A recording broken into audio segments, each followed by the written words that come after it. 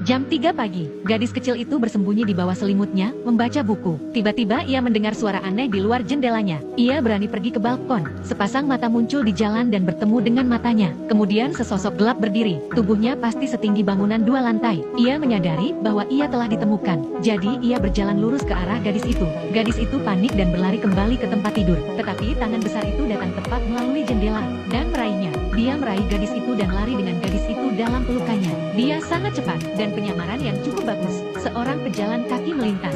Dia memblokir lampu jalan tepat pada waktunya, bersembunyi dalam kegelapan. Sebuah mobil lewat. Dia dengan cepat berlutut di belakang truk dan berpura-pura menjadi tumpukan barang. Seorang warga keluar untuk membuang sampah. Ia berdiri di depan 2 pohon, tanpa merasa tidak pada tempatnya. Dia benar-benar berlari melalui lapangan. Dengan satu lompatan besar ia menyeberangi jalan. Sprint yang keras adalah hembusan angin. Ia membawa gadis itu melintasi pegunungan dan lautan, dan melalui awan petir. Akhirnya ia tiba di sebuah gua besar. Itu dipenuhi dengan segala macam benda aneh dan tidak biasa. Gadis itu tergantung di dahan pohon dengan selimutnya. Dia mengintip ke dalamnya. Di sini, seorang raksasa sedang mengasah pisau. Di sana ada sebuah jendela. Gadis itu mencoba melarikan diri, memanjat sepanjang batang pohon. Tepat saat ia mendorong jendela terbuka, ia terlempar ke dalam panci oleh raksasa. Gadis itu ketakutan. Raksasa itu mengatakan kepada gadis itu, ada banyak raksasa di luar sana yang memakan manusia. Tergantung pada selera mereka, mereka memiliki nama khusus untuk mereka.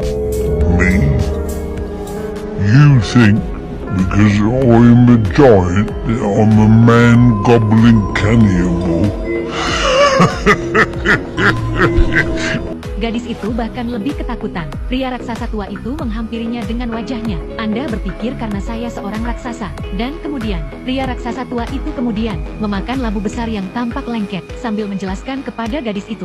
Dia tidak membawanya ke sini karena dia ingin memakannya. Tetapi ia khawatir jika gadis itu melihatnya. Ia khawatir jika wanita itu melihatnya. Ia akan menyebarkan berita tentang keberadaan para raksasa, dan ras misterius mereka akan terungkap. Ketika gadis itu mengetahui bahwa orang tua itu bukan orang jahat, dia segera memberanikan diri dan meraih gadis itu, mengatakan bahwa di luar berbahaya, jangan melarikan diri tanpa izinnya. Ia kemudian menempatkan gadis itu di tempat pengintai kapal layar dan membiarkannya tidur di dalamnya pada malam hari. Namun setelah ia tertidur, orang tua itu pergi melalui gua menuju air terjun. Menarik kendali, sebuah jembatan turun ke bawah. Ia datang ke bengkelnya, botol-botol dan stoples berisi benda-benda berwarna-warni. Semua impian manusia. Dia mengambil sebuah guci merah, berarti dipenuhi dengan mimpi buruk. Kemudian ia mengutak-atiknya. Ia memegangnya di atas kepalanya dan mengguncang-guncangkannya. Gadis itu tiba-tiba terbangun untuk menemukan orang tua itu terbaring tertidur di geladak. Ia membuka baut yang menahannya di tempatnya. Ia menyodok jendela dengan galak. Gadis itu berhasil melarikan diri, berlari melewati rerumputan yang lebih tinggi dari dirinya. Tiba-tiba